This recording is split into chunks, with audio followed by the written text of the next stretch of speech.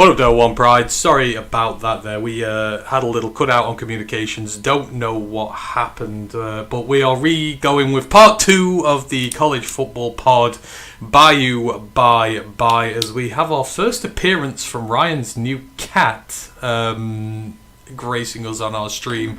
Sorry about that. Hopefully you're all able to rejoin us. But right, just as we were mentioning before we were so rudely cut off the air, Texas A&M, their victory over LSU, one of the most dominant performances that we will ever see. I mean, really, from them in the second half, after what was an engaging affair for the most part. The opening drive touchdown, the punt return touchdown right after that just blew the wind out of LSU's sails, and Tamu with an incredible victory for them. Yeah, this is exactly the kind of game that A&M would have lost in recent years, where they'd be doing really well late in the season.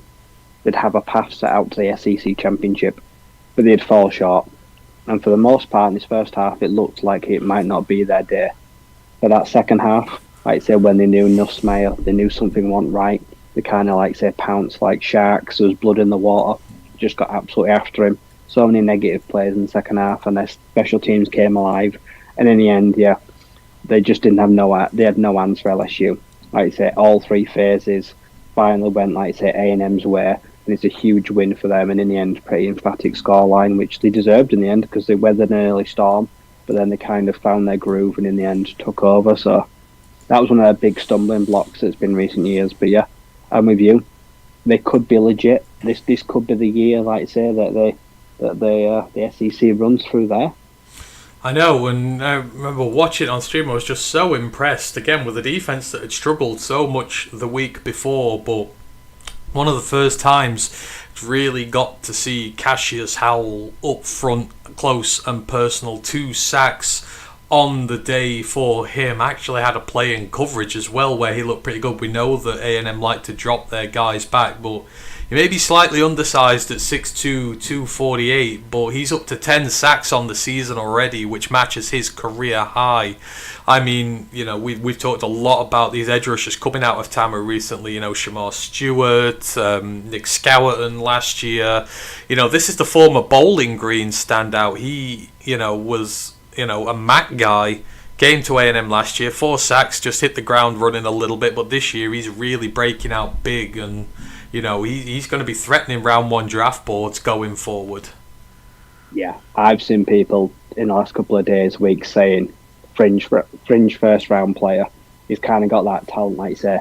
And despite someone that, he lacks physical tools, you're right. But like you say, he makes up for that in 1, motor, 2, aggression, 3, like you say, technique. Like you say, he's powerful. Like you say, he's well built, he's compact. Like I say, and he's finally putting it all together, like say, some strong levels of production. But I think for me, depending on where we're picking, I think he very much fits what we like. He looks to me like a lion. I think, like I say, he's got good, strong, solid edge setting in the run game. Like I say, his pass rush right now looks like the best it's ever been. It does indeed, and he wasn't the only guy getting involved in there. It was a 17% havoc rate for A&M's defense, 11 tackles for loss, 9 in the passing game, 2 in the rushing game, 7 sacks. They saw a bullseye on Garrett Nussmeier, and I'm of the opinion he's injured. He looks like he's playing injured. He's limping all the time. He had he had 1 deep throw downfield all game. It seems they were keeping things short and easy. The first touchdown drive they had, everything was out in a second. They didn't want anyone to get near him, but he's not playing healthy. A&M found the weakness there. They just went at him again and again and again, and eventually just broke him. Kind of feels like Nussmeier might be a guy that I think he might come back to college. I'm sure he's only a junior. You might be right. He's got another year. Like I say, he's not had a good year, has he? Like I say, when he's fit, when he's healthy, when he's not healthy, he's not looked good. He's a 5th year, but 3 years. He's only a 2nd year as a starter. So I'm sure he would have redshirt eligibility for a 6th year, but he will be getting old. He don't look ready, does he? But like you say, he's fallen off quite a bit this year. But yeah, it's one of those ways. He's got to make a difficult decision if there's enough tape there or not. Or like I say, does he want to be an older guy coming out? going to be very interesting to see what he does. Because if he does do it, like I say, I can't see. If he does stay in college, I can't see it being LSU. No. He feels like they've outgrown each other now. And like say, losing Brian Kelly, and someone else brings in, they're probably going to replace him. I mean, the tackle position looked funky. That the tackles were not good. A&M were all over them like a rash, just from every single angle. But the aggression, like you say, Harold Perkins, the whole thing of like, he's gone from a player that was one of the best at his position to a guy that doesn't know his position anymore. No. He's not played at the position he should be. Or like I say, they're asking him to do things he doesn't want to do. He doesn't look comfortable. He's not happy. Like I say, if Harold Perkins, for me, he's got into the portal, and he's got to get out somewhere where they're going to maximise his strengths. Yeah. Like I say, he can still get back to like first round talent, but he ain't going to do it there. No, and crazy thing is, LSU won the turnover margin by 2. They didn't actually turn the ball over apart from on downs, which don't technically classify as 1, but won the turnover battle by 2, and you get blown out like that. They only had 300 yards of offense altogether, only 109 on the ground. Marcel Reed, though, I know you've kind of looked at him a bit more than I have over the years, but... I'm surprised he's not in the Heisman race. You never see him, do you, mentioned in like the Heisman contenders? Yeah. Apologies, Grandizer, the power went, which is what happened there, so apologies about that, but we're back. He is. Does he not... I mean, in terms of a passer, he looks like one of those where he does love to run, but he will throw the ball first, which is crucial for a quarterback of his ilk. I mean, 12 of 21, 202 yards, 2 touchdowns. He threw the 2 picks, so there's still a bit of rawness there, but 13 carries, 108 yards, 2 touchdowns as a runner. Like, one of the rushing touchdowns was absolutely fantastic. He took on most of the LSU team, was just breaking tackles in the open field. It's LSU's Achilles heel for years. You think of guys like Jalen Milroe, who've kind of had their way with it. It's something their defense can't deal with, which is odd given the caliber of player they have on that defense. But Reed, I think you've got to give him serious consideration now. He's still pretty young, but he might be one who steps up into this void of a draft class for QBs this year. Yeah, he lacks those, all the issues they have with the Norris Sellers. I feel like Marcel Reed kind of like say is a better thrower. Like say Sellers obviously injuries, but also ball security. Like I think those Reed can all improve on. And I feel like their games are very similar. Like I say, they both want to do the same thing, the same kind of way. Like I say, I think Reed does it at times a bit tidier. Like I say, so I'm with you that I think Reed has got a lot of room to grow. He's still pretty young. And I think, yeah, we know, like I say, that the mobile QB, the dual threat, it really is the way forward for a lot of programs. A lot of them are looking like, say, he's going to be a pro gamer kind of guy. Yeah, and he's got a wide variety of assignments to throw at. Conception, the speed, Craver looked really good as well. Just a sophomore as well, yeah. You've got 2 young, talented guys there to throw to. You've got a good big tight end. Yep. Bethel Roman, the tight end, had a big one downfield. Mellon as well. He looked really good. So he was distributing the ball. The best linebackers in the draft. What's his name? Oh, Torian York. Torian York, yeah. Like I say, another guy that is maybe a top 50 pick, one of the best SEC defenders. He was indeed. Stacks of talent. And a wonderful offensive line, which gave up 1 quarterback hit all night. No sacks. Only 7 pressures on the entire game, but it couldn't have been different tackle-wise. Trey Zune at left tackle was immaculate. Ruben Fathery II was at right tackle, also immaculate for him. Demetrius Crownover was the guy there, but both immaculate in what they did. They gave Reed the platform to build on, because a lot of times, they were just divvying out massive holes in the middle, and if there was nowhere for him to throw, they're giving him big room to run in. And for those LSU linebackers and corners, it's really tough when you're not getting pressure and you're trying to stay in coverage and mark these guys up, but then you've got to keep an eye on the quarterback as well. But that offensive line just gallowed out some massive holes for him to run through. They were very impressive, and no one really talks about their O-line as prospects right now. No, like I say, they don't get a lot of love. Like I say, the schools that are around them are just like factories for O-line, and they never seem to be. But yeah, like I say, they do incredible work. I mean, the bar set very high for now. If A&M don't make the SEC championship, it's a disaster year. If you let them slip now, I think you've set a bar, right? You've set a bar, and you now can't go below it. Like, you've set the expectations. You can only lose from here if you don't keep going, and that can be the pressure for a program. But this was technically the toughest game they got left. You look at their schedule now. You go all the way up until the rivalry game with Texas, and they look god awful right now. There's no reason A&M cannot run the table on the end of this. No, like you said, there's no credible team right now that should beat A&M, and if they did, it would be pretty embarrassing. Like I say, even Texas, they should destroy them. Yeah. Like I say, there's no way they should pose any threat to this team right now.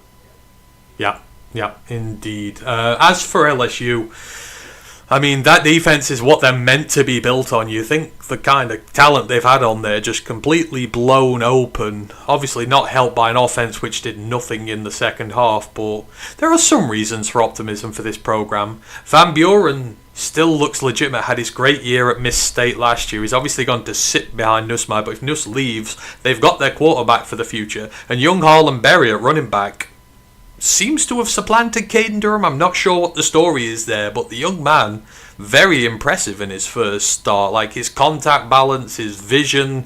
I'm not sure what sort of recruit he is star-wise, but, legit some good young players for them, so some positive signs.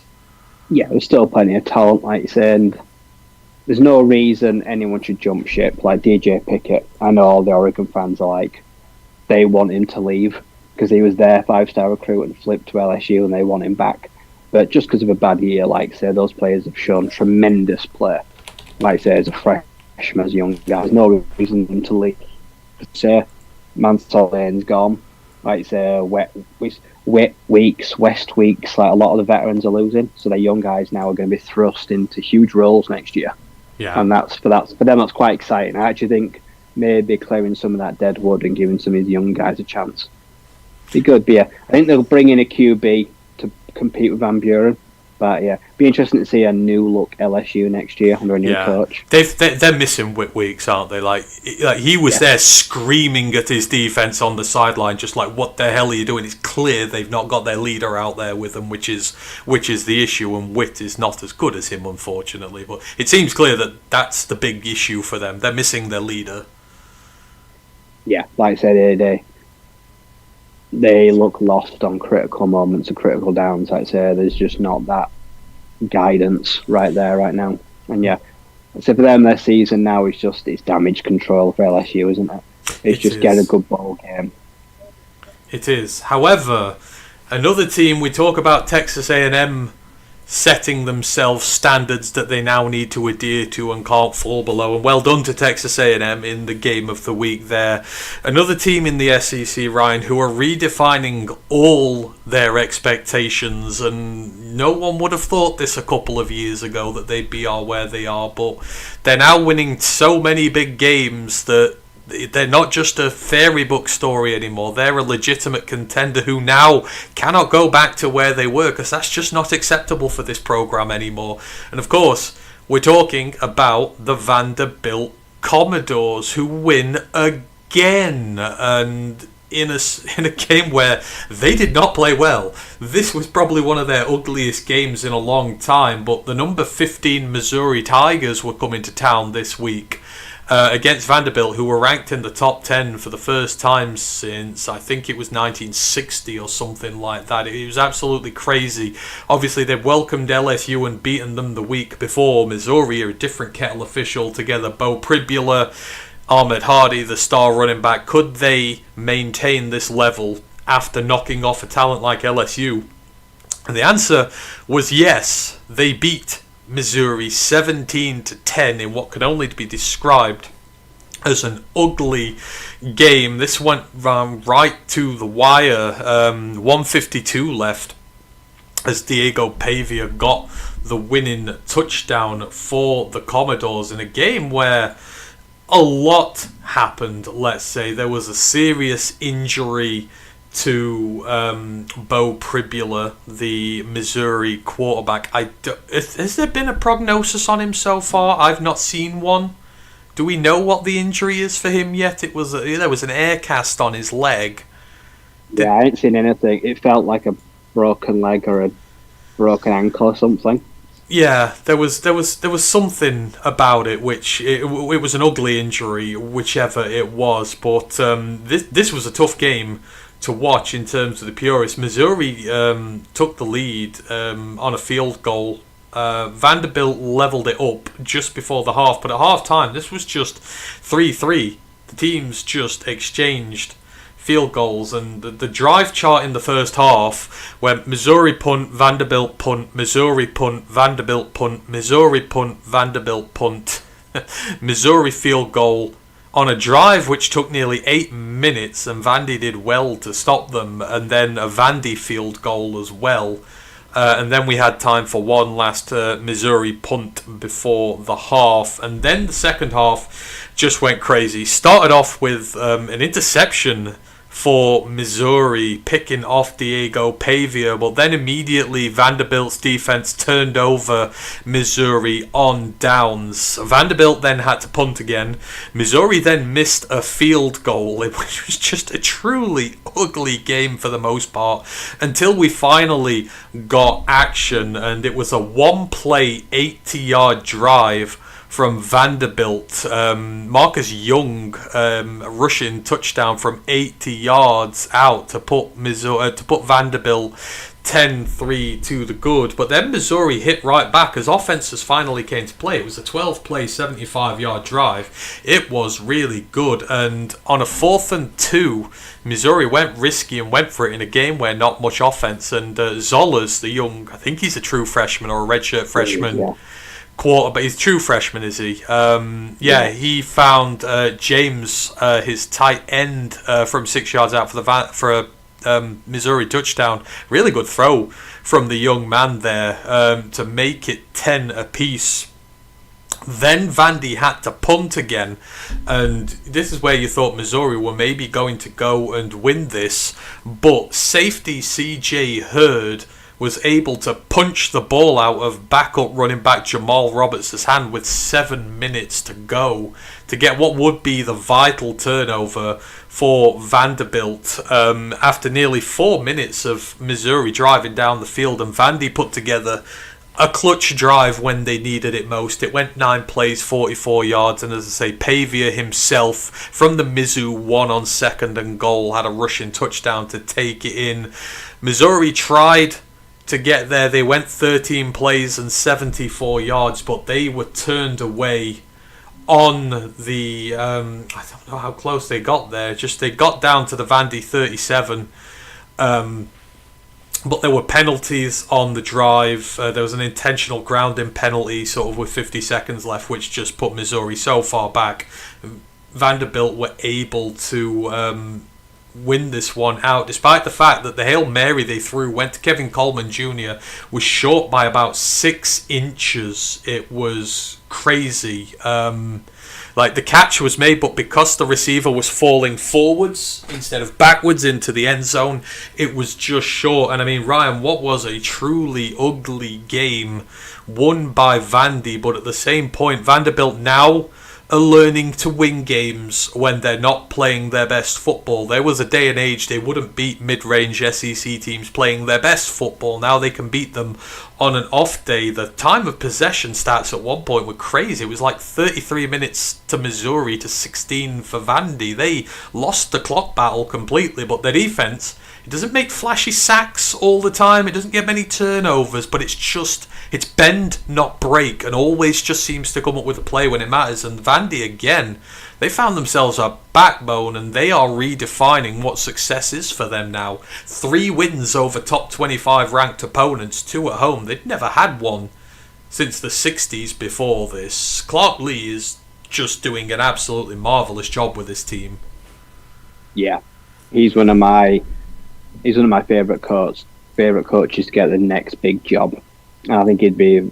I don't think they could begrudge him for leaving if he did take a huge job at a program, because what he's done with this program is turning heads for all the right reasons. Like I say, he's taken a program that down in doldrums, and without doing anything crazy, like you said, just bringing in his own fundamentals and staff, using the portal where he can to bring in guys that are his guys and are going to help the locker room and are there for long-term success. I like to say high school as well, trying to get some good recruits to bring in. They've managed to turn this right round. And this was the first game of the season for me where, they really had to rely on their defence to kind of stand up for them. Like I say, because Missouri did their best to make this an ugly affair. Like I say, and credit to them for hanging in there, especially after losing Pribula. Throwing in your true freshman QB is never easy. Like I say, the kid did a pretty good job. Like I say, being thrust into his first real action. But like I say, Pavia played a game that you probably will forget pretty quickly. Like I say, it wasn't one of his best days. Like I say, there were some poor decisions and wanted by that. But when it really mattered in crunch time, like I said, despite not having most of the ball, they gritted their teeth. They showed a little bit right at the end there to, like I say, defend their castle. And I think this is it's an important win. Like I say, it's one of those where everyone would have been like, if they'd have lost, like fair enough, it was an ugly game. Like I say, there wasn't much between them, but they're the ones you really have to win and show that, like you say, you can separate yourself from the other sides. Missouri, it'll sting. Like I say, you lose Bo could be done. Like I say, like season's done. Like I say, what happens if him returning to college at all if it's serious? Then now, be interesting to see now what they do have in their freshman QB. Like I say, I think it's quite an interesting period now. It may be for them long term. It's not the worst thing that could happen. Finally getting a look at him, but I had high hopes for them now. But like I say, this is the kind of game where when you've got a team on the ropes like that, you kind of need to get the job done, especially when, like you say, it's a low scoring affair. It is, and I mean, Missouri ran 80 offensive plays to Vandy's 45. Vandy's defense logged 90 tackles on the day. Brian Longwell, the middle linebacker, had 13 on his own, but a whole bunch of everybody contributed to this. I say no interceptions, just one pass breakup. There was only 2 sacks on the day as well. It's odd. It is the least spectacular defense of all time, right? But it just seems it's obviously well drilled. It just does fundamental football, right? It tackles right, keeps teams short of the chains, and rallies to the ball when balls are thrown short of the sticks, and just gets teams to punt. And I know it's not sexy, it's not flashy, but Vandy seem to have found this way where they are not playing sexy football at all. It's option football on offense, it's just standard football on defense, but it's working, and that just means they're playing very sound fundamental football. Most of all, they're a team just full of heart. Yeah, I mean, for them, the keys are clock management, like you say, at least tying the turnover margin, never losing the turnover battle. Like I say, key downs, get them in 3rd and long, make sure you get up in 4th down. Like I say, you need good special teams. Like I say, if you get a chance to take points, you've always got to deliver. You never leave the field without on it. But ultimately for me, it's coaching. It's what they do between Monday to Friday, which determines to me how successful the Commodores will be and how they are. Like I say, everything they do there, they point at Saturday.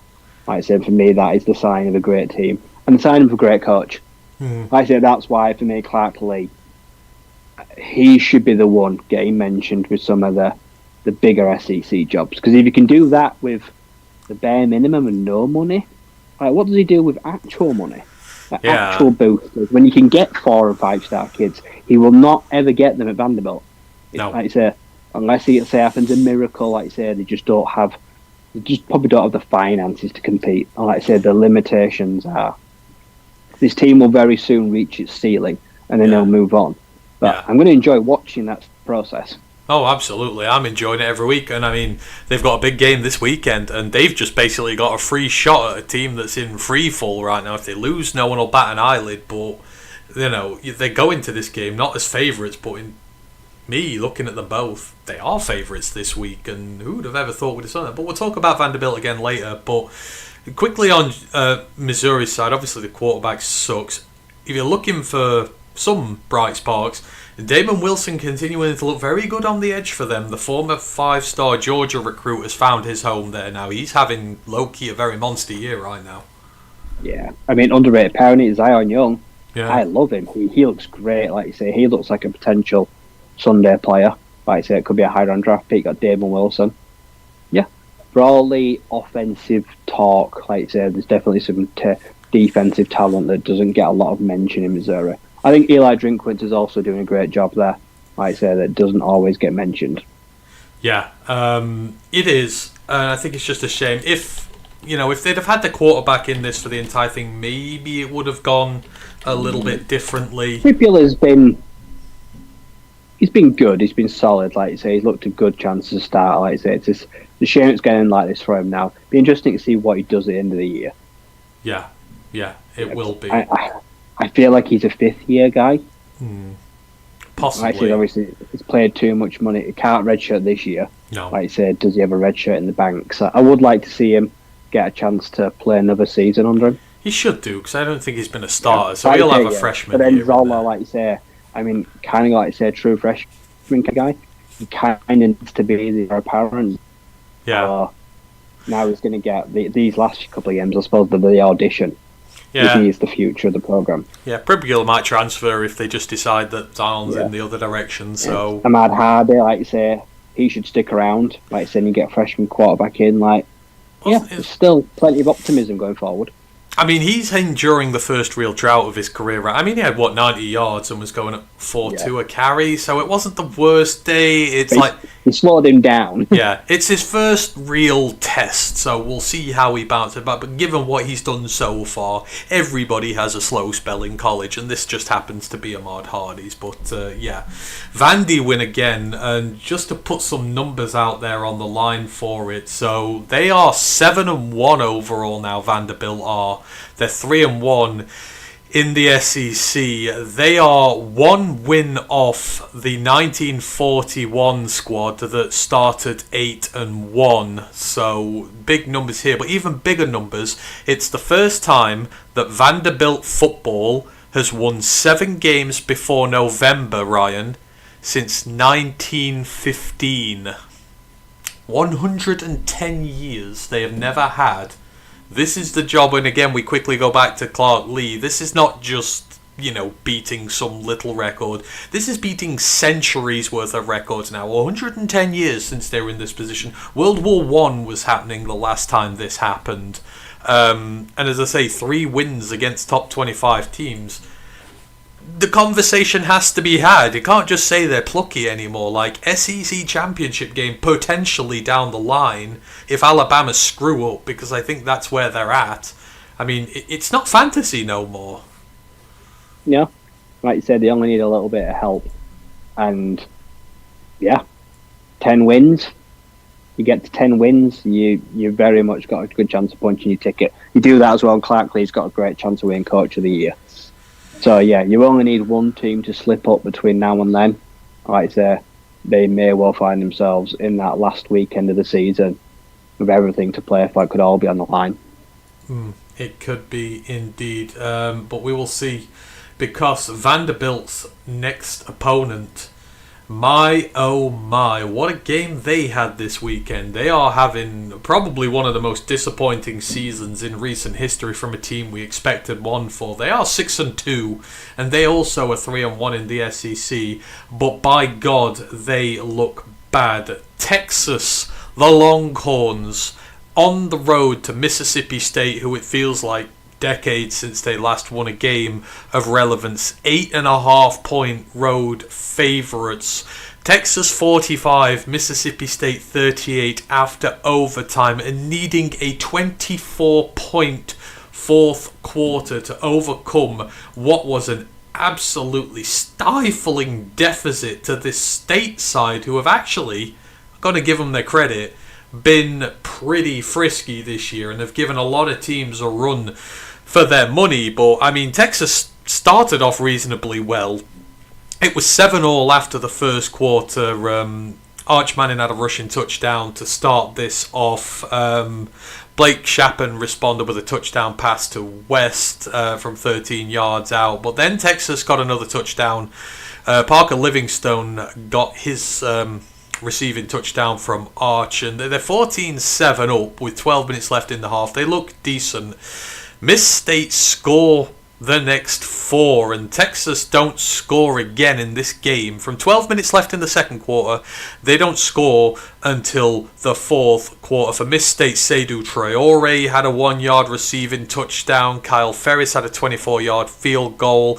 Brennan Thompson had 2 receiving touchdowns from Chapin, 1 from 23, 1 from 4, and just like that, it's 31-14 to Miss State with 13 minutes left. Livingston gets a second receiving touchdown from Manning to drop that down to 10 points, but then almost immediately Miss State score again. Davin Booth had a 62-yard receiving touchdown from Chapin this time, and with 12:20 left, it's 38-21, a 17-point lead, 3-score game with less than 13 minutes left, and then Texas decided to come awake. Emmett Mosley, the 5th, he had a touchdown reception from Arch Manning with 9 minutes to go.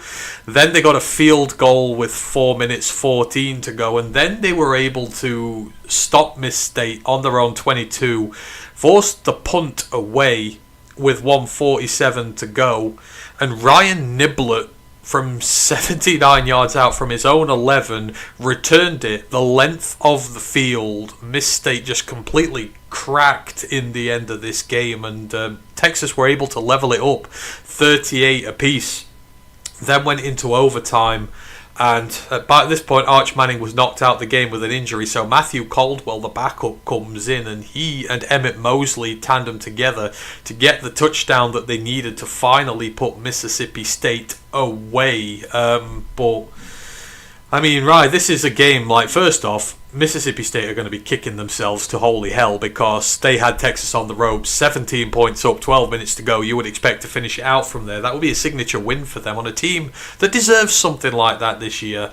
But Texas just continue to look awful for large spells, and there's something not quite right with them. But to their credit, this was a very gutsy comeback from them, which keeps their season just about alive. But they just don't look good in large spells this year, and incredibly lucky to come away with a win here. Miss State should be fuming.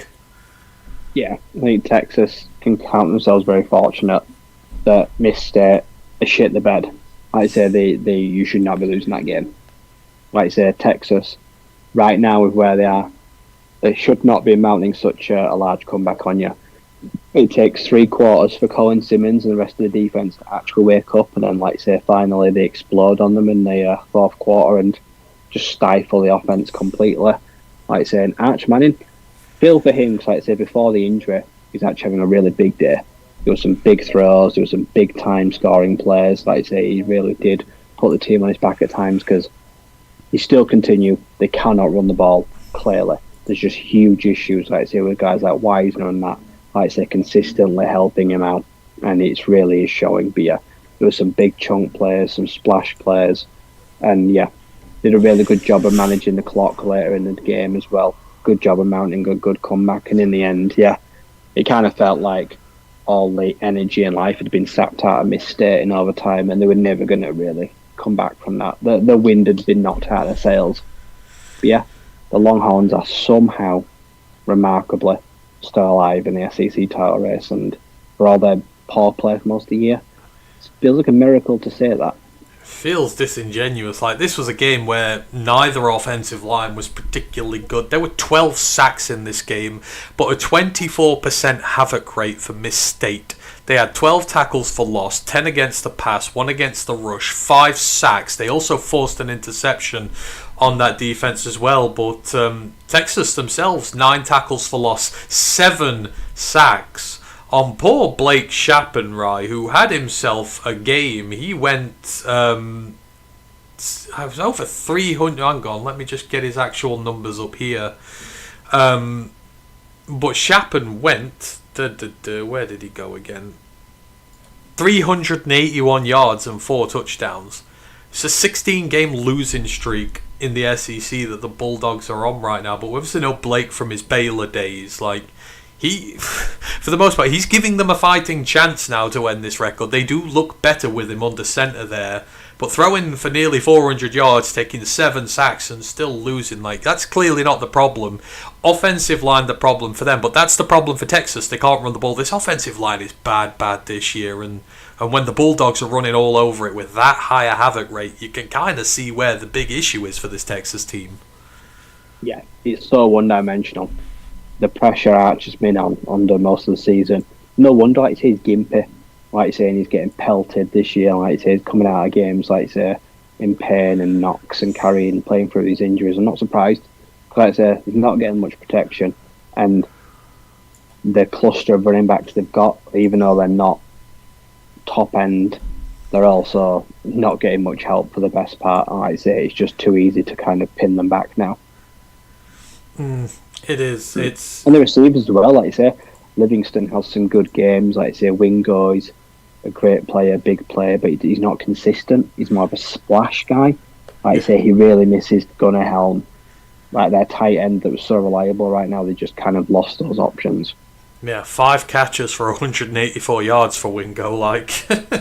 Going at nearly what's that? That's 30 odd yards per catch, 36 yards per catch, which is crazy. He did get 12 targets, so he caught less than half of his targets. But if it had been any other team than Miss State, they would probably have lost this. And for Miss State, it's just such a shame. They could really have done with this one. But this Texas team now, right, it's coming up against Vandy, and it seems weird to say it, but Vandy must have seen this and been like, we can go there and win this. They're on the road to Texas this week, but you watch both these teams this year, and one team's playing good football, one team's not playing good football, and it's absolutely not the order you would expect it in. Nope. And it's a weird trap game. I'm just not sure who fought. Like I say, Vanderbilt should be going there full of confidence. Texas know they're not playing well, but Texas won't fear them at home. They've proved, like I said, they can win. They can win uglier than Vanderbilt can, and in a weird way, I kind of credit them for that.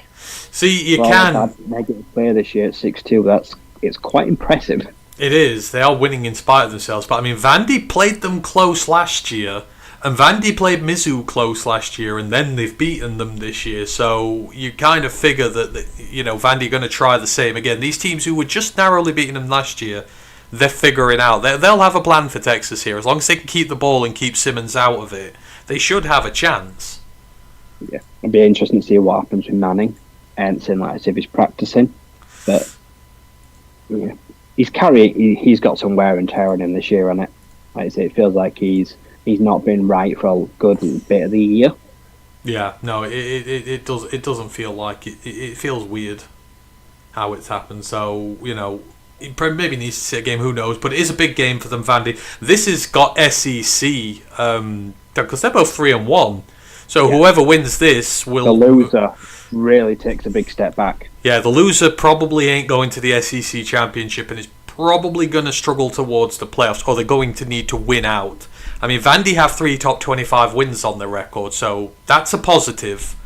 But you feel like Texas need to win more out of it. But if they play like Texas they did against... got 6-3, sayonara for the playoffs. Yeah. Anywho, we will see with that one.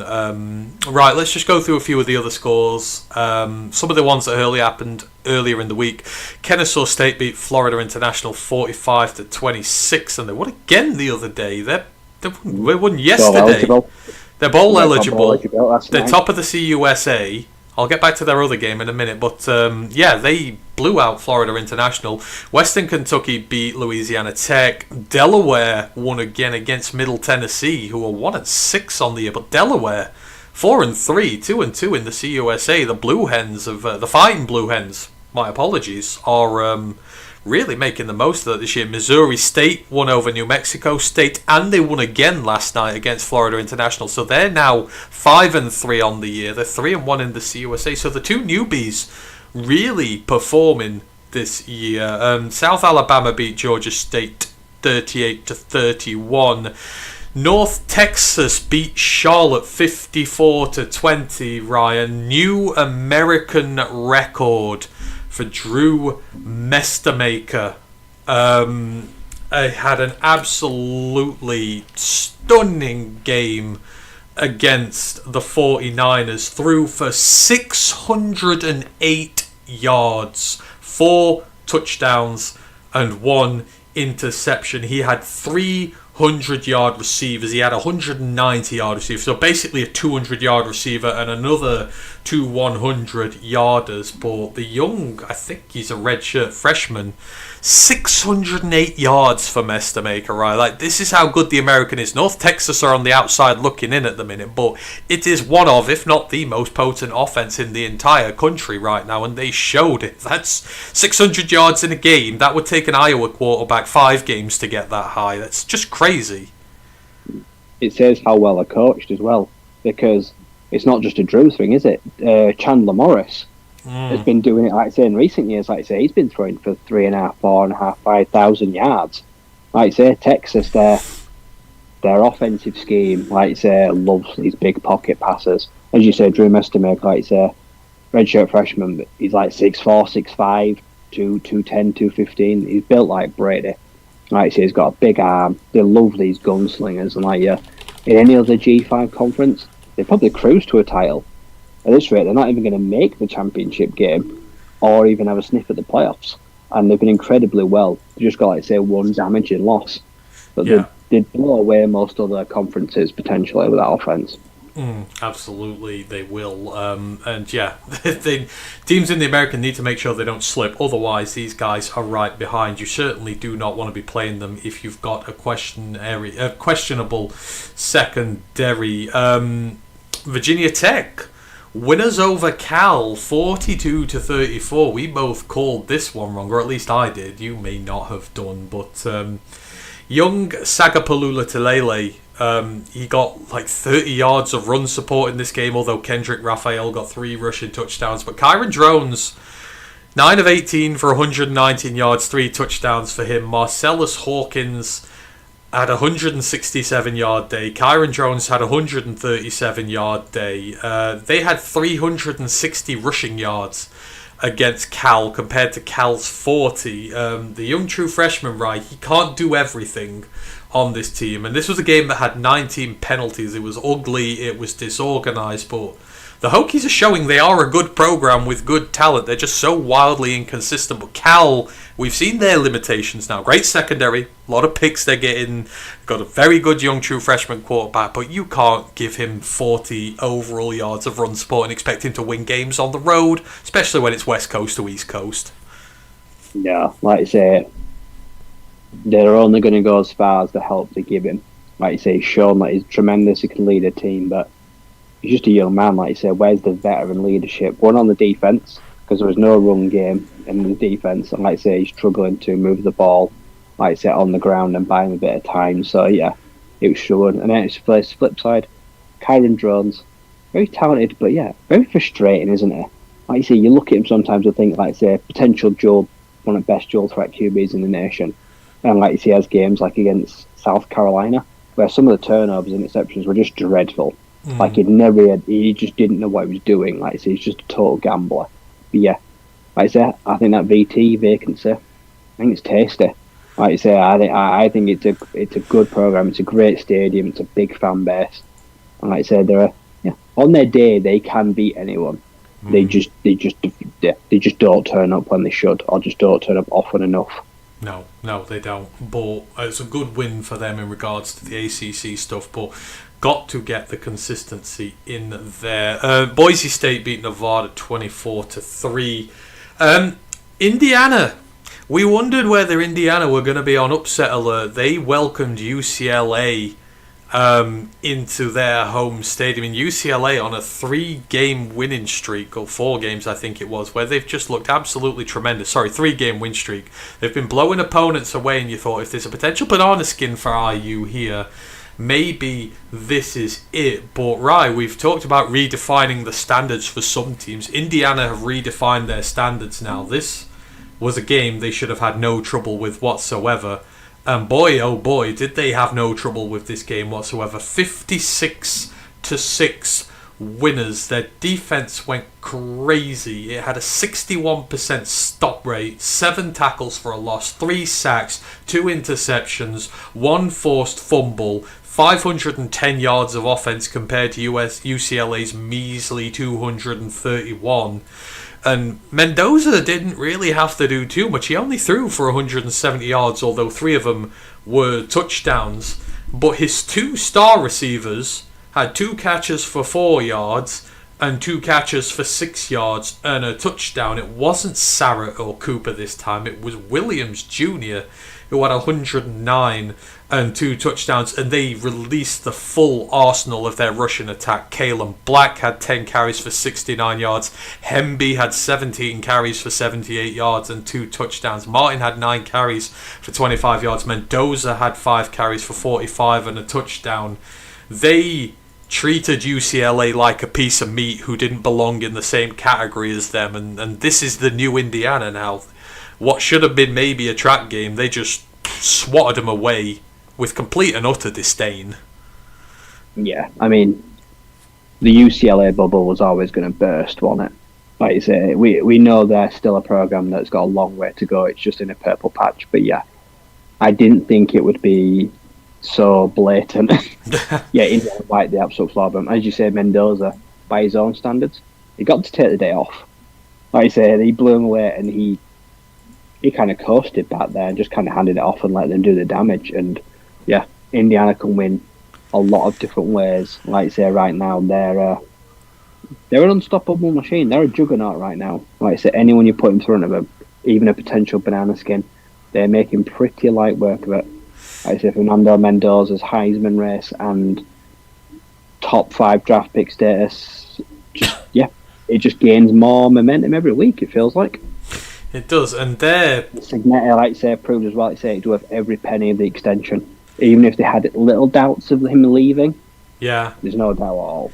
Yeah, and, his defense is it's one of the most legitimate in the entire country. Aiden Fisher had a knock, but the middle linebacker targeted 3 times in coverage, didn't give up a single reception, had a pick 6 in there as well. D'Angelo Pons targeted twice, gave up nothing, had 2 pass breakups. So both times he was targeted, he said, "No, thank you. You're absolutely not doing that to me." 5 sacks on the day. Elijah Hardy, who's the 3rd linebacker, he had 2. Because again, these guys on the interior are creating such problems for these offensive lines. They're wheeling out holes for these linebackers to come into. Tyreek Tucker, another 2 sacks on the day for him from the nose tackle spot. They've got one of the best defensive tackle pairings in the country, period. But this defense, maybe after Ohio State, right, it's not unfair to say it might be the best in the entire country. Like, man for man, that front 7 and its secondary, 2 top safeties who've got 9 picks between them. There's no obvious weakness there for them. No, there's no weak links. Like I say, it's a total solid unit. Like I say, right now, it shows no sign of slowing down. It goes toe to toe with everyone right now in the country, and it doesn't get the recognition because of Mendoza in the offense. Like I say. And sometimes they win so comfortable, but they're definitely pulling their weight. It's not they don't play uncomplimentary football. Oh no, absolutely they don't. So Indiana, they're the number 2 team in the country now, ranked number 2, only behind Ohio State in general. We are 1 Ohio State loss away from Indiana being the number 1 ranked team in the nation, which is quite frankly a scary prospect. But they have redefined their standards, as have one of the few undefeated teams left. Georgia Tech continue to not have any scares whatsoever. They put away Syracuse 41-16 and dropped 550 yards of offense on them. And again, Rye, we talk about him every week, Haynes King. But this week we're talking about Haynes King the thrower, not Haynes King the runner. 25 of 31 for 303 yards and 3 touchdowns. He had 81 yards and a touchdown on his carries as well. But we talk about him as the dual threat guy. This is the time the passer came to play, and he just absolutely decimated this Q's team, who, yes, have lost their starting quarterback, but they've not lost much else other than that. They're still a legitimate team, but again, he's just going as one of the most underrated quarterbacks in the entire country, period, Haynes King is. Yeah, and which I just think is bizarre, because he's proving more than anyone that he can put a team on his back. when every given week, physically as well. I mean, if the season ended today for me, I'd send him to New York as a Heisman finalist. Because if you're talking a QB with an all-round game, passing, throwing, leadership, physicality, embodies everything right now that one of the top players in the whole country needs to be. Like I say, him, like I say, and then you've got a running back, you've got a head coach. He's one of the best trifectas in the country right now. Like I say, I'm dying in them to go all the way and win the ACC. Yeah, I think it'd be a great story. Like I say, I think Yellow Jackets as a neutral is super easy to root for. Oh, absolutely. They play a trench warfare brand of football. They just win on both sides of the ball. Their offensive line is usually pretty good. They've got legitimate playmakers on the offense as well. I think it's Vanderberg, the tackle. He had another fantastic game. Like he's another one who's not talked about very much, but I mean, he was in the upper echelons of prospects at the position, but he's having a wonderful season so far. He's got 23 QB pressures, really brought it on the last few weeks, and their offensive line is just doing the job when it comes to protecting Haynes King. They gave up 5 pressures the entire game, just 1 QB hit, and that was it. Haynes King, having to throw for most of this game, faced absolutely no pressure whatsoever. Kalen Rutledge, the guard, standout. Someone's going to draft him on day 2 next year, and no one's going to be surprised. If he was a tackle, they'd be drafting him day 1. So I think he was on one of the preseason to watch teams as well. So yeah, young Kalen Rutledge doing great work there. But Georgia Tech, unfounded. Who is going to beat them, if anybody?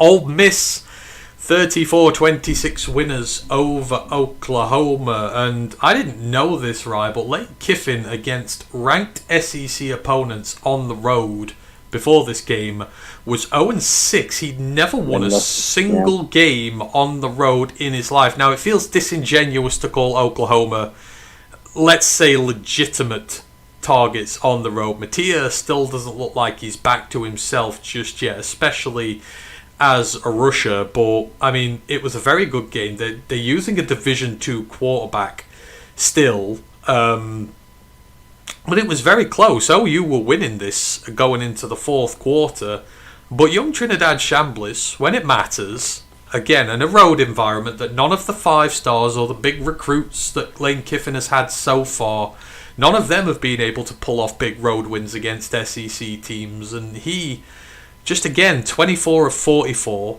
making him throw nearly 50 times, 309 yards, a touchdown, didn't pass it up. He had 60 yards rushing as well. Keywan Lacey backed him up. You know, he's spraying the ball all over the place. He looks so calm, collected, and compacted. It seems weird that Lane Kiffin had to go to Division II in Michigan to find his saviour at quarterback who might just take them over the line, but you can't deny he's having a tremendous season. He's just doing stuff none of these Ole Miss QBs have done in a while, and he's a Division II guy. Yeah, like you say, they're knocking off those unwanted monkeys off their back. Like you say, they're not picking up the big ranked wins, so they can't win on the road against SEC teams. All those before him that have been there, done it, and fallen. And like I say, this young guy out of nowhere that nobody really know about before the year unless you knew Michigan Ferry State football or D2 football. Like I say, waited for his opportunity. He could have gone to any school and started. I mean, he could have gone to a lot of big P4 schools and got the job, but nope, he came in, Austin Simmons was the starter. Like I say, if Austin Simmons never goes down, there's a chance Trinidad never gets the job. And sometimes, I don't know, luck, fate, kind of just shines on you, doesn't it? And since then, Simmons has come back. Don't matter, because it's Trinidad's job. Like I say, right now, he's playing better than most guys in the country. Like I say, they're winning games. They shouldn't always be winning, but I think that's a testament to, like I say, I think Lane's a bit edgier this year. He's a bit sharper. The comments are not. He's not as jokey. No. He kind of feels like he knows that the pressure really is on this year. Like I say, yeah. Like I say, some of the guys are stepping up. Like I say, brought in the transfer Princewell's brother, the next U-Man Milan player, having a great year. Big game for him. Like I say, some guys are really stepping up for them right now. So yeah, big win to them come from behind. But I'm with you. I don't think Mattia will look good to the end of the season. Feels like he don't look confident. Like I said, the hand is worrying him. At what point do you just go Hawkins? he's the backup in Michael Hawkins. Yeah. Like I say, at what point, like I said, you just think, shut Mattia down. Like I say, is he just playing on the fly? Is he really healing week to week? I don't know. No. Yeah. Soon as season's kind of unravelled, and yeah, it's a shame. See, I feel like given where Trinidad's from, he should be winning some form of award at the end of this season. Like some form of QB award. Like, what he's done from where he is just incredible. I don't think there's a QB in the country who can match him for the leap up he's taken and the level he's performing at. So, hats off to Trinidad Chambliss there. Motor City Kitty is in the chat. Thank you for joining us. She goes, "Can you make captions available on live streams? I'm deaf, lip reading for my deaf boyfriend. I will have a look. My apologies. If we can, I will do it. I'm going to be doing like a Lions live stream later in the week. I'm going to do like a Lions Q&A live stream later in the week. I'm going to play around with the settings on these because I've never really done it before. So if I can get captions on these lives, I will do. I think you can get captions on the replays, but obviously you want to watch them live as well. I get that. So yeah, I will look at getting captions on for you. I know you've mentioned it before, so bear with me. Life's just been very hectic recently and work has been taking up all my time, so I've had no chance to do anything for these streams, so yeah. But I will look into the captions for you, but thank you for watching. Appreciate you both. Sorry, where were we? We were going through the scores here. Nearly one of the biggest upsets of the week, and we were praising Virginia last week, Rye, for their season they were having so far. They're unbeaten in the ACC, one of the few unbeaten teams in there, and that is all over the place this season. So you're thinking, yeah, a good opportunity for them to take advantage of this, coming up against a UNC Tar Heels team that was 2-4 and was winless in the ACC. You're thinking, yeah, they've probably got this on there. They got taken to overtime by the Tar Heels. It was 10-all at the half. No scores in the second half. Period. Went to overtime, and they were able to get the touchdown there. UNC went for the 2-point, I believe. They went second. They went for the win. They were not able to get the win. They're looking more competitive, but Virginia had a really rough one here, right? They just didn't look themselves. But the most important thing at the end of the day is they snuck out the win. But you can't play like that again against these better teams. You're playing someone like Duke. You're playing someone, like Louisville, etc. You're going to have to do a lot better. It's just a very ugly game across the board. UNC they outscored them in terms of offensive yardage, passing yardage, rushing yardage. They just lost the turnover battle. I think it was Virginia's defense that did it in the end because Gio Lopez had a bit of a breakdown, but nearly a huge upset. Would have been a huge upset. Oh, it would have been a tremendous upset, yeah, because UNC have quickly become an afterthought. The whole Bill B love, it's hatred now, and it like say no one's interested anymore. They were a dick, but yeah, I've seen flashes from Gio Lopez this year, the lefty. Like I say, he's talented. Like I say, he's just wildly inconsistent. But also, when you lack any sort of weapons, because the UNC roster it's threadbare, isn't it? Like you say, it really does lack any real threat to a defense. If they had a semblance of a passing attack, they would have taken this Virginia team down, because Virginia, they overlooked them. They played down to their level. Like I say, they were thinking about the bigger fish they're going to fry, and it almost paid them. They were very fortunate to escape in the end. Yeah, they absolutely... But there is promise. Like you said, that it shows they're improving UNC. Their defense as well. It's getting tighter. Like I said, they're pushing teams now. They'll want to finish the season end strong just for themselves and a bit of pride. Yeah, they absolutely will. Yeah, 'cause they're going to have a big decision to make in a couple of weeks, and well, however they do now will make it it'll make it easier or it'll make it even harder. Yeah, absolutely. they've still got the opportunity. You're still alive, which is what you got to do. But yeah, it could have been a lot easier there. The American was thrown into chaos this week. Memphis had a massive loss the other week to UAB, which really put a dent in their campaign as far as their American aspirations went. And this weekend they welcomed number 18 USF to their home stadium, and USF have just been on such a tear recently, and you were worried that Memphis' season could potentially be down the drain with 2 losses in a row, but au contraire, they've just blown everything open. Number 18 South Florida lost 34-31 in what was a game of just pure offense. We had 1,100 yards of offense in this game. USF had 300 rushing yards. They had 270 yards passing.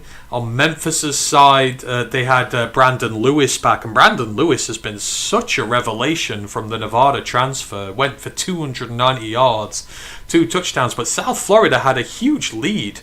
At the end of the third quarter, they got a touchdown. They were 31-17 to the good. They were 14 points up, and then Memphis, just something switched on them in the fourth quarter, and both sides of the ball came to the good. They had an 8-play, 75-yard drive that went less than 2 minutes. They just went no huddle, were completely, it went downfield in no time at all. Got a touchdown. USF's next 2 drives ended in punts. They had a field goal either side of that for Memphis, and then they went on an 11-play, 70-yard drive, which ended in a touchdown from Braham Jr. Lewis hit him from 10 yards out, which meant they took a 3-point lead. USF did have a chance to get it back into this, but they missed the game-tying field goal.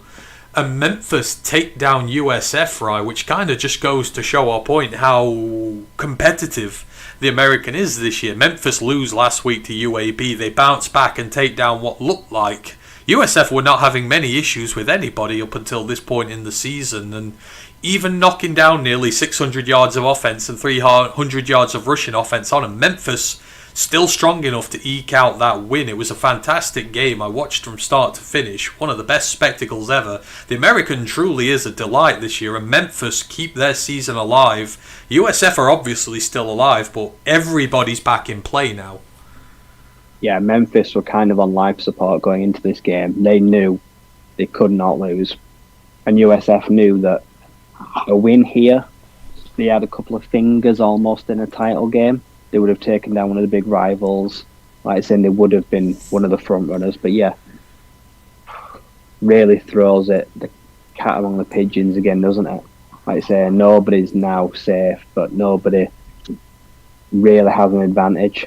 Like I say, it's going to be a lot of twists and turns in the season. But yeah, very unlike a USF defense. Like I say, just get mauled so easily. Give up, like I say, big plays. They've been pretty tight even in the high scoring games this year. Yeah. Like I say, they definitely were loose on the back end. Whereas the offense, they couldn't have done much more.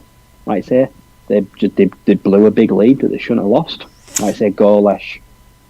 You might look back at this game in a couple of weeks and it definitely could rue it. It could be a huge loss in the grand scheme of things. It could be indeed. A couple of Big Ten ones. Nebraska beat Northwestern 28-21, which got Matt Rule an extension. Good Lord, Nebraska light been irrelevant. Rutgers beat the battle of the winless big teams 27-24 in a game that can only be described as disgusting. Completely and utterly disgusting, and an offense to decent football. Big result in the ACC, right? Wake Forest take down SMU just 13-12, and this Wake Forest team that's been in purgatory forever is now 5-2 and on the verge of a bowl performance. They're 2-2 in the ACC. Again, this was the QB awful. Numbers were awful too. Yeah, so the QB numbers in this, Purdy for Wake Forest was 15 of 29 for 181 yards and 2 interceptions. Kevin Jennings was 21 of 39 for 206 yards and an interception. There were no passing touchdowns in this game whatsoever. There was only Sorry, there was one passing touchdown. Robbie Ashford got one in relief for Purdue for Wake Forest. But ugly game. SMU was suffering a second season hangover in the ACC, it seems. But Wake have, slightly been competitive under the radar. They seem to be going in the right direction. They got a new head coach there, obviously. We like the old Washington State head coaches there now. And slowly but surely, they're turning the program around. They go to Tallahassee this week, which is a big one for them. But beating SMU is a big chip in their cap for this year. They'll be pleased with what they've done so far. SMU have hit their ceiling, and that means Rhett Lashley will be leaving for pastures new. It's nailed on. He's getting a big job. I feel like he's taken them as far as he can go, and yeah, I'm with you. They're hungover. They're having a rough year. They can't live up to it. And like I say, Wake Forest are funny because, like I say, 5-2. Their football's not good. Like I say, their quarterback play for the most part of the year has been, it's been very ugly at times. Like I say, Purdy and Ashford do not make a good combination most part. So, yeah, the S5-2, their defense has been fantastic, and their run game, Claiborne, one of the best guys in the country. So they're just finding ways to win. Yeah, it's a program turning corners of those that are currently on the roster. Like I say, they're trying to get back to relevance in the ACC. So yeah, interesting game this weekend. Oh, absolutely. We'll get to see where they're at right now, but a big fish is there. Well, a formerly big fish is there to be had. The Sunflower Showdown happened this week, and not a very... I mean, in fairness, the first half was sort of competitive, but the second half just turned into an absolute rout. And Kansas State, after their horrendous start, finally seemed to have found their footing again, right? 42-17 winners. Avery Johnson, now he has some form of a run game to work with. 11 of 17 for 231 and 2 touchdowns. He had 2 rushing touchdowns. They're kind of just helping him out a little bit here. And Kansas are bad, like we possibly thought they were. Both teams are 4-4 on the year now. They're non-existent in Big 12 title aspirations, but this is one that means a lot to the players, and K-State obviously came ready for this one. 21 points in the first quarter. They got out the gates quick, and Kansas could just never keep up with them in the end. Yeah, K-State had left it too late in the season to finally find their way, because they started the season horribly. Kansas started the season well, but have totally gone off the boil. So they met at totally different points of the season. So Wildcats always felt like they were going to be the one that gets the win. But yeah, big for them because as well, there's not many of these matchups planned. No. Or is it? Isn't this like isn't it going to hiatus now? Possibly, yes. It might be. I'll have to double check. But they can't because they're in Big 12 play, so I guess they'll play one another by chance. You're thinking of... It was the one the other week that's going on hiatus. It is the Skillet's going on hiatus. That's what you're thinking of. But yeah, Kansas State win big there. Old Dominion, Ricky Rahn and his crew still winning 5-3 on the verge of being bowl eligible again. They take down App State in the Sun Belt. It's a big win for them. They're 2-2, but they needed that to stay in the championship race. The MAC just went really crazy this weekend. Kent State and Akron, both teams who've not really been able to buy much in terms of wins in previous years. Kent State beat Bowling Green. Akron beat Buffalo, who we had as preseason favourites to win the MAC, and they're still looking good at 3-1, but they lost to Akron. The game was 3-2 at half time. It was just absolutely disgusting play from the MAC. Ohio beat Eastern Michigan 28-21. The crate train is dead, and there is no bringing it back. Rice, big win for them, beating UConn. They've gone 4-4 on the year. New Mexico beat Utah State 33-14. In the SEC, Auburn beat Arkansas 33-24 in a battle of teams who'd not won anything in the SEC to this point in the season. I think it's too little too late for Auburn. They're not going to be doing much this year. They're probably already focusing on the Iron Bowl, wondering if they can ruin Alabama's season, but I think that's as good as it's going to get for them. But speaking of Alabama, and another team who's going to be kicking themselves this week, right? South Carolina 22, Alabama 29. South Carolina had this game won at home. They were about to knock off an Alabama team they just did not have a good game. Ty Simpson had to throw the ball a lot, was unusually not his accurate self. There was no run game whatsoever, and in fair play to South Carolina, after being down 14-6, they dominated the second half. Nicholas Harbour continues to get better. He had a 54-yard touchdown reception. Sellers rushed for a touchdown to put them 22-14 up, but Alabama scored with just over 2 minutes left. Jeremy Bernard continues to have a wonderful season. They had a 2-point conversion, which they got. But South Carolina, all they had to do was drive and get a field goal to win the game. And they fumbled it. They coughed it up right in their own half. Basically had Alabama in field goal territory already. But Alabama said, you know what, actually, we're going to go and put the nail in this coffin. And Gio Bernard had a rushing touchdown from 25 yards out, which was just disgusting defense from South Carolina. And, Alabama end up coming away with the win, but they shouldn't have won this game, right? South Carolina have had a horrible season, and this is just, salt wound, dump the whole pile on there. They should not have lost this game. Their students had congregated by the side of the field. They were getting ready to rush the field. They were that confident they were going to win. And then they had to sit and watch Alabama's players sit in front of them and celebrate when they pulled off this recovery. Just bad football, those last few minutes from South Carolina. And, they're going to rue that big time. Yep. That loss is going to leave a sour taste in the mouth. I don't know. I don't feel like Shane Beamer is long for South Carolina. I feel like the goodwill is kind of drying up. Like saying, in the end, a game they should have won that they blew. So like say Harbour, Stewart, and that the big players for 2 or 3 quarters, they came out, they showed out. But then they were shrinking violets late in the fourth. They went back into their shell, and they gave up. Like I said, they rolled over in the end, and it was not pretty, the manner of the loss.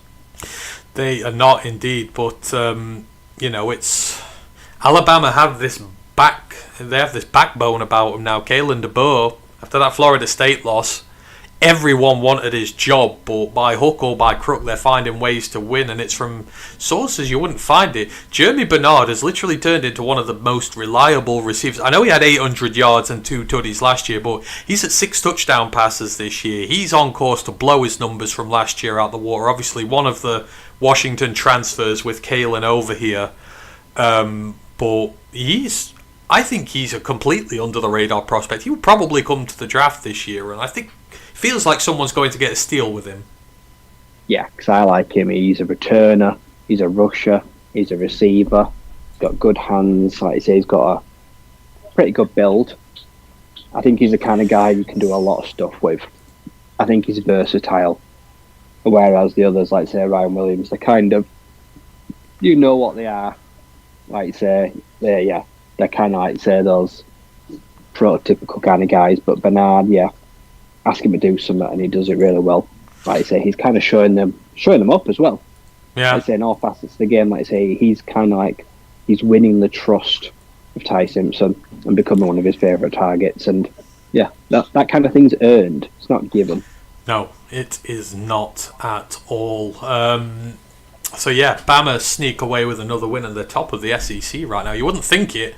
They got a perfect 5-0 record. Sorry, they're second behind Texas A&M. But after that start, they're 7-1. They're looking imperious right now. A team who doesn't have a 1 in the loss column and is still going on the win trajectory is BYU. They were given a very tough game by Iowa State. Iowa State dropped 600 yards of offense on them, 311 through the air, 220 on the ground, and various other bits and bobs as well. And they were behind in this game, and it all turned on a pick 6 from Rocco Beck late in the game. It was level. And BYU took the lead at the start of the fourth quarter, and then it was picked off by Satuala, one of the star safeties for BYU, which turned an even game in the course of 40 seconds from even Stevens to a 14-point game, and BYU run away with it. But they were 14 down They got a touchdown just before the half, and we say this week in, week out, right? That after the good start last year, you wondered, was the bad start going to come back again and bite them in the ass? But even when they're not playing the best football and they've got another team absolutely laying down the hits on them, they got a +3 turnover margin on defense, which is obviously huge. It wipes out a lot of that excess there. Obviously, a pick six that wipes out offensive play there. I mean, this BYU team's made of stern stuff, and young Bear Backmeyer, 300 yards, 2 touchdowns, doesn't give it up again. He has a rushing touchdown as well. The run game wasn't good in this at all. This was all on Bear Backmeyer. And Chase Roberts and Parker Kingston, his 2 big targets, went off big. He's a true freshman. He is putting their back. He's putting this team on their back. Yep. Like I say, he's doing a tremendous job. Like I say, he's a young man coming to a big environment that's tough to play in. Like I say, it's a fan base that after the Retzlaff era has expectations. Like I say, they wanted to win. Like I say, they came close last year to a Big 12 championship, fell short. That wasn't going to fly again this year. Like I say, he's kind of taken up the mantle. Like I say, he's got to be the guy that gets in there. Like I say, LJ Martin has shown plenty of flashes this year, but the true constant has been Backmeyer to Chase Roberts, with, like I say, Livingston and those guys chipping in. But yeah, right now, like I say, he'd win the QB award right now. If the season ended, I'd give him the best QB award in the country. Like I say, I think that can always be separate from the Heisman. But he's also, if he gets him to the Big 12 title race, like I say, gets him to that berth in the playoffs, then he'll have a say in the Heisman matter at this rate. Yeah, for BYU, they're not showing the frailties they did last year. No. I think this is a different team. Like I say, I think they're gonna win the Big 12. They look legitimate. After watching them in Holy War the other week, they do look legitimate. And again, yeah, this is a different type of win today. No run game, defense under pressure. They got the takeaways they needed to. Beck threw 3 picks. Iowa State season's done and dusted, which is a shame. But no doubt Matt Campbell and co will bounce back. 40 burgers in the Big Ten for Washington and Iowa. Washington taking down, for some reason, a ranked Illinois team. I don't know why the hell they were ranked, but Washington dropped 40 on them. Illinois will never be ranked again this season. That Iowa game were horrendous. Iowa 41, Minnesota 3, and I've noticed Mile Marker's not been here tonight, so he's not watching. He's probably still digesting this. But Ryan, Iowa are 4-1 in the Big Ten now. Obviously, Indiana and Ohio State lead, but they're part of the pack.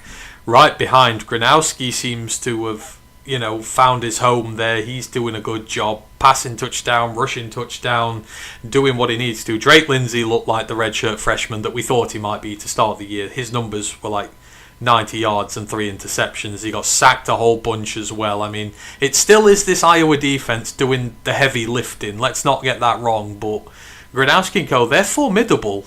And maybe a bit more formidable on offense in recent years than they have been. They've always had elite defenses, but it does feel like they can give teams trouble this year. It just remains to be seen if they can do it against the Indianas and the Ohio States of the division, but they're under the radar. Yeah. Like I say, for once, all phases came to happen. Caden Vettian, I mean, the guy might be one of the most dangerous players in the country right now. Mm-hmm. Like I say, in the passing game, the running game, and the return game, he's got all the return skills of Cooper DeJean. Like I say, and he was one of the best of the players. And they've got another guy there, and then they've got another guy stepping up, Zach Lutmer. Like I say, one of the elite defensive backs in the country. Aaron Graves, that line is just feasting on guys. But yeah, like I say, Reese Spanzi, tight ends as well. Their offensive line. Yeah, so I like Gunker. I can for Detroit. I want to draft some of them Iowa offensive linemen again. Like I said, doing a great job of giving a lot of time for Mark, that's having a great year. But yeah, offensively, they're doing a really good job this year. And yeah, still under the radar, but very credible wins across the board. Like I say, it's just a shame that they've got a credible QB that's about to leave. Yeah, it is. There's 1 year there, but the D-line... Could they be back in purgatory again in a year offensively? Probably, but...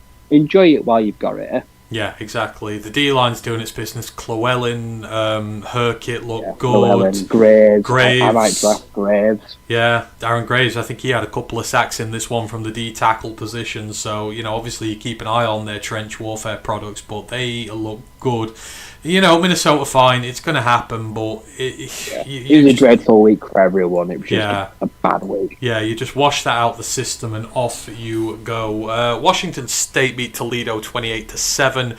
Pittsburgh wrecked NC State, which hurts for me to say, but we're talking about young, true freshman quarterbacks, right? I don't think we've ever. It looks legit. I don't think we've ever had this many true freshmen starting in college football before, let alone true freshmen who are absolutely dominating in college football right now. But Mason Heinschel, I don't think you were talking a minute ago about about Bear Backmeyer having some claim to being one of the stars of the year. I know Heinschel didn't start the year, but he absolutely wrecked us. 423 yards and 3 touchdowns. It wasn't like CJ Bailey had a very good game. Smothers played well. It's just we couldn't keep up with the amount of points that Pitt was scoring. But Heinschel has taken Eli Holstein, and I think Holstein threw one pass and had a pick. Like, he's just dead. I've never seen a quarterback drop so quickly in my life. But Mason Heinschel, along with Bear Backmeyer and these guys, they're just the new breed. College football is in such a great place with its QB play right now, but Heinschel looks special. Yeah. Holstein, just sit him, he's done. He's not the future of this program. Go to the power. Go to the group of 5. Yeah. I've seen the best of him, I've seen the worst of him. Like I say, I just think, he's not going to get the job back.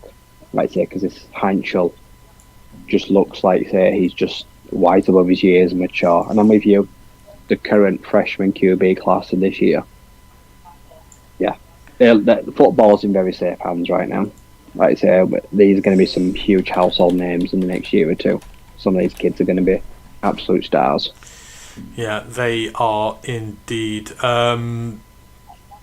Right, where were we at? Fresno State got shut out by San Diego State, who are top of the Mountain West right now. So Spartans, no, I'm gone. San Diego with the Aztecs. Sorry, the Aztecs at the top of the Mountain West shut out Fresno State. No EJ Warner for Fresno State. Otherwise, he'd be setting some sort of pick record this year. Southern Miss destroyed Louisiana Monroe 49-21. Charles Huff, what can you say? The man is a program rebuilder. He is absolutely fantastic. Navy continue their unbeaten run, 42-32 winners over Florida Atlantic. And Eli Heidenreich, the star receiver, first Navy player in 6 years, right, to get a bowl invite. And there's going to be a lot of teams who are going to be incredibly intrigued by him, let's say. Yeah. Because he's got an interesting, fascinating skill set for a player at a position at school that should just never work. But it works. Like I say, it's the kind of guy that you do look about. He might have a chance to forego his military duties, like I say, make it as a pro. Yep. Round 3 UDFA pro kind of guy. He's going to have an interesting decision to make in 6 to 12 months. He is, absolutely is. So yeah, Navy still unbeaten, but their hard schedule is now to come, starting this weekend. They've got one of the roughest schedules in the country to round out the year. Temple beat Tulsa 38-37. Temple are 3-1 in the American, and they're on the verge of bowl eligibility. So the Owls have had a really good season under the radar so far. Northern Illinois beat Ball State 21-7. Central Michigan beat UMass. Miami of Ohio beat Western Michigan. That was the top of the table one in the MAC. So the Red Hawks going back to the title game, it looks. Texas Tech completely shut out Oklahoma State 42-0. They took your loss. They took the loss against your lot personally, Ryan. They absolutely whacked Oklahoma State. Yeah, but Will Hammond tore his ACL. Did he? Was it an ACL tear? Yeah, I believe it's an ACL tear, which is for a true dreadful for him for a true freshman. I say because he's shown some serious flashes. Is Morton coming back, or is he done for the year? I think he's been practicing. Oh, has he? Yeah, I think he'll play again this year. But like I say, for their long-term aspirations now, you're never going to get Will Hammond back ready for next season. So it's going to be interesting to see now. Because is Baron Morton draft eligible this year? Yes. So, I mean, unless he comes back if he's got another year. Yeah, I don't think he's ready for the draft. No. I think the injuries hampered him. Yeah. Oh, okay. Yeah, next year you're going to have an interesting QB controversy. Yeah. Because would you start, like say, Morton will come in, like say, while Hammond's recovering. Like say, then who's the future? Yeah. So, interesting, dilemma for next year now. Yeah, potentially there. Cincinnati, big win over Baylor, 41-20. They're not going anywhere, right? They're unbeaten in the Big 12 right now. Their season continues to go from strength to strength, although they do have a tough road assignment this week. But I mean, Baylor have been good. They're 4-4, but Cincy also resetting the bar this year. This is a season of teams resetting their expectations. Cincy's keep getting higher every week. Baylor offense good, Baylor defense horrible. David Randall needs firing before he wastes like Robertson. Like I said, so he's got to go. Because like I said, this is a Baylor team that should not be 500. Like I said, they're both sides of the ball are just totally way apart this year. But yeah, Brandon Salisbury continues to be one of the best quarterbacks in the country, and Cincinnati look well on their way to a title berth. They do indeed. TCU beat West Virginia 23-17. West Virginia still no Big 12 wins this year. Oregon 21-7 winners over Wisconsin. Wisconsin have scored 7 points in the last 2 weeks. The Ducks, they didn't look good. They were 7-0 up at the half. This was just, I don't know. There's something wrong with the Ducks this year. I don't know whether they're just coasting because the level of opposition was so bad, right? But they should be putting Wisconsin away by a much bigger scoreline than that, especially at home. Yeah. A game they'll want to forget quickly. It was not a good performance. They played down to their opponent, and they should have blown them away. And Luke Fickell they never got out of third gear. They got fairly lucky in the end that Wisconsin offered no credible threat whatsoever. Luke Fickell should not be in a job at all. No, he should not. The Miami Hurricanes destroyed Stanford 42-7, despite going down early. I think that was 42 unanswered in that. Arkansas State beat Georgia Southern. Arkansas State looking good in the Sun Belt, 3-1. Had them making the title game, so I'm looking forward to that happening. Troy beat Louisiana 35-23. Louisville beat Boston College 38-24. Not as easy as they thought it would be, but they shook them off late on. Michigan won the game 31-20. They did not look good either, but Michigan State hung around for a bit, but they eventually got broken away. The border war was a one-sided blowout. Wyoming beat Colorado State 20-0. Tennessee hung 56 down on Kentucky, but Kentucky hung for a long period in that game. Utah dropped 53 on Colorado, and I saw Dion's presser early in the week, and that was just funny as anything. They were, what was it? It was 43-0 at the half. Yeah, Utah they called off the dogs in the second half. They replaced a lot of their starters. Yeah, Colorado broken. Yeah, they're 1-4 this year in the Big 12. I think John Seaton might bounce in the portal. Yeah, he's going to go. If he wants to be a future big draft pick, you aren't going to do it in Colorado. No. I mean, go somewhere good. Go to BYU, much bigger program. And the last one, and you probably did have this in there. Connor Weigman. Yeah, I know. Arizona State losing to Houston, 24-16. But very lately, Connor Weigman has been looking good. I mean, as a rusher as well. Yeah. I don't think he's ever had a 100-yard rushing game in his life, and your lot gave it up to him. That's kind of embarrassing. Oh, yeah. ASU season's over. Levitt hurt again. Won't play this weekend. Tyson won't play this weekend. I think they're going to shut him down. Yeah, you're probably best off doing that at this And Kenny, like I say, as much as he says it, he won't be around much longer. No, he will not. And then to finish it all off, because we need to get out of here and get ready for the main show to happen, you were right. The Dakota marker happened down in the FCS. Ugly. North Dakota State against South Dakota State. You called it. You said North Dakota State were going to beat the brakes off them, and although ugly, I mean, they were up early by a lot, and it was kind of non-competitive in the end. And this is a game that is always competitive. For years, like I say, these two have, like I say, gone back and forth. I haven't seen it this one-sided in a very long time. Nobody's taken the title from NDSU this year. No. Nope, it doesn't look like they are. Yeah, I think they're going to win that one quite comfortably. Right, that is everything done with Week 9. Week 10, very quickly. Few ones happen midweek CUSA and stuff. Kennesaw State beat UTEP 33-20. Kennesaw State bowl eligible, unbeaten in the CUSA. Right, what a job they've done this year. Turnaround real quick, only the second year up. Yep, tremendous, like I say. Well-built team, very well coached, great at home. Yeah, they really deserve it. Like I say, they've made it look simple to step up. Like I say, they're a well-funded program. Like I say, they've got good roots and they've come up off a good, successful, strong campaign down there. So yeah, they've proved it can be done. Yeah. Even if you got to fork out $5 million to do it. Yeah, absolutely, they did. James Madison put him belt to ass in the Sun Belt against Texas State, who have looked awful this year, but Alonzo Barnett... Do you know how many games that JMU have won since coming to the FBS? How many? 40 out of 50. Jesus Christ. And now they take firm control of, like say, the title berth. It's coming. And Alonzo Barnett, like you say, is an absolute star. I mean, his numbers over the last few weeks, like the numbers he put up against Old Dominion last week alone, he had 4 rushing touchdowns against them last week. Throws for 4 touchdowns this week, has a rushing touchdown as well. Luca didn't even get a mercy touch this week. No, he didn't. He got nothing. He's got that receiver, is it DiGennaro or whatever, who's like a Nick DiGennaro from Richmond, yep. Yeah, absolutely.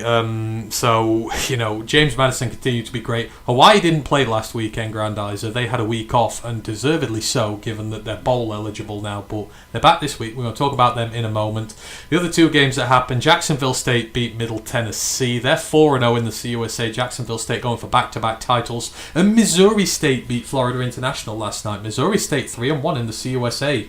Who knows? A championship game might be on their horizon. Right, that is that for the games that have happened. We need to very quickly do the pick watch. I've not made it known. I've only just done it. So I've not put it in the chat yet. So no one has filled this in thus far. So we're going to fill it in very quickly. Then we will get out of here because I need to give Matt a chance to get ready for the main show. Where am I? Let's get in there.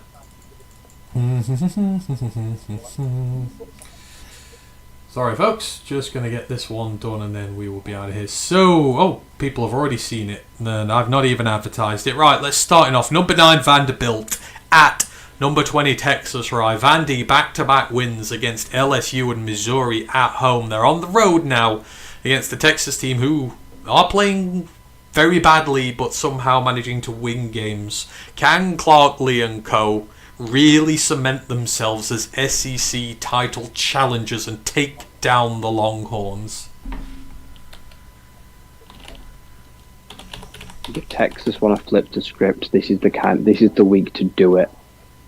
I think they lean on their defense again, and Pavia can be prone to turnovers. I think, would it be an upset? No, they're at home. It wouldn't be. I'm going to take the Longhorns. They make it ugly again.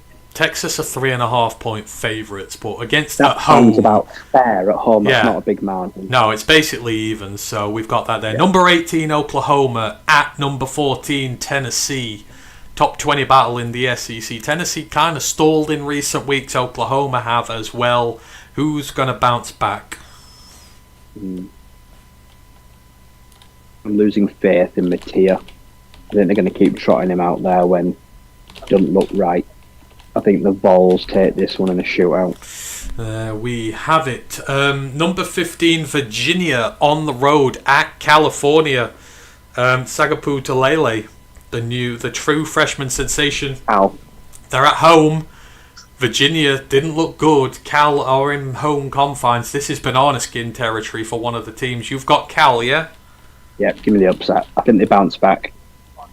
I think Cal are going to bounce back as well, so we are in agreement there.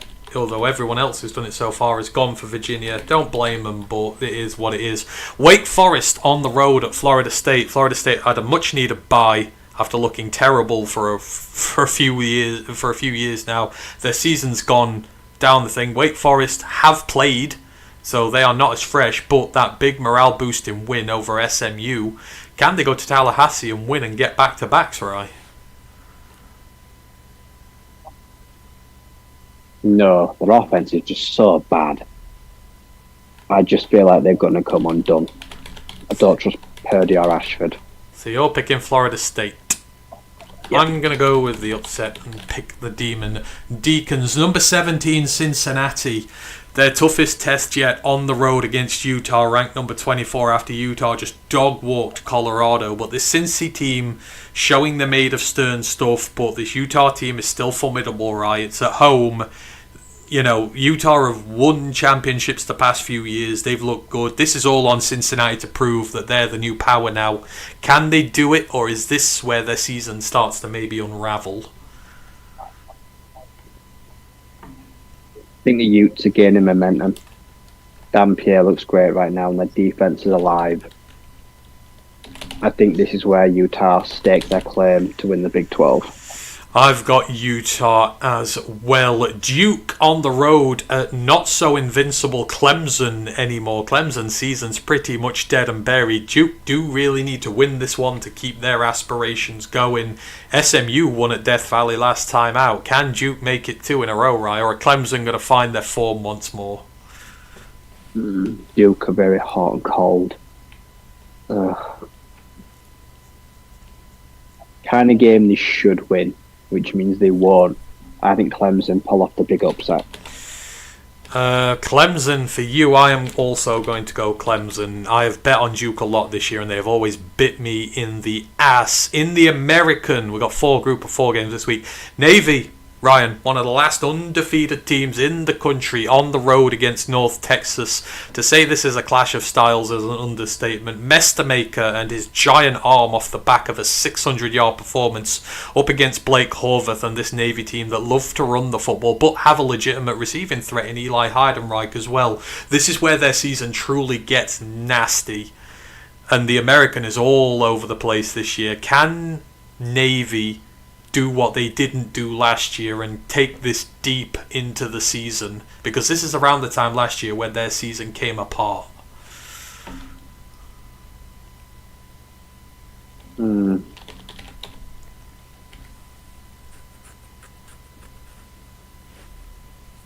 take North Texas. I think because they don't need to run the ball to win, they can hurt Navy where everyone hates Navy. Navy. I'm going for the Navy upset. Go Midshipmen. And then we've got the other 2 service teams. We've got a Commander-in-Chief trophy this week. Army on the road at Air Force. Now, Air Force for the last couple of years have clearly been the worst of all these teams, but they've just started finding themselves in recent weeks. They've got a legit dual threat quarterback now on the fronts. They are at home. The Commander-in-Chief kind of form really goes out the window. And Army haven't looked great this year. Can the Falcons take down the Black Knights? Yay or nay, Ryan?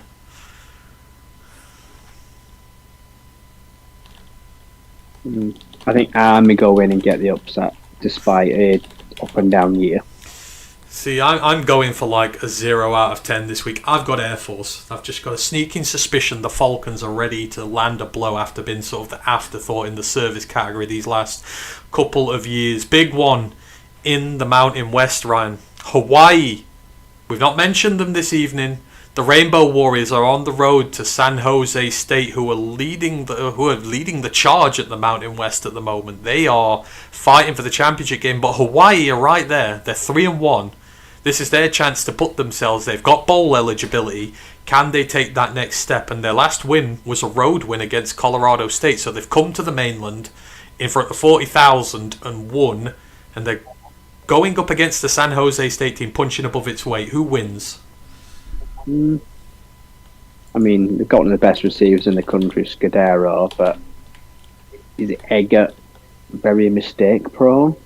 Yeah, he's been very good this year. I've got Hawaii. I think Hawaii can give them trouble. Hawaii. I like their defense. Hawaii have a triple receiver threat, so there we go. And then we've got the two teams smarting off massive losses this week. Buffalo lost to Akron. Bowling Green lost to Kent State. Buffalo at Bowling Green. I am going with Buffalo because I've put so much stock into them, but who's going to win the battle of the massive losers from last week? I think Buffalo stack bad losses. I'll take the Falcons.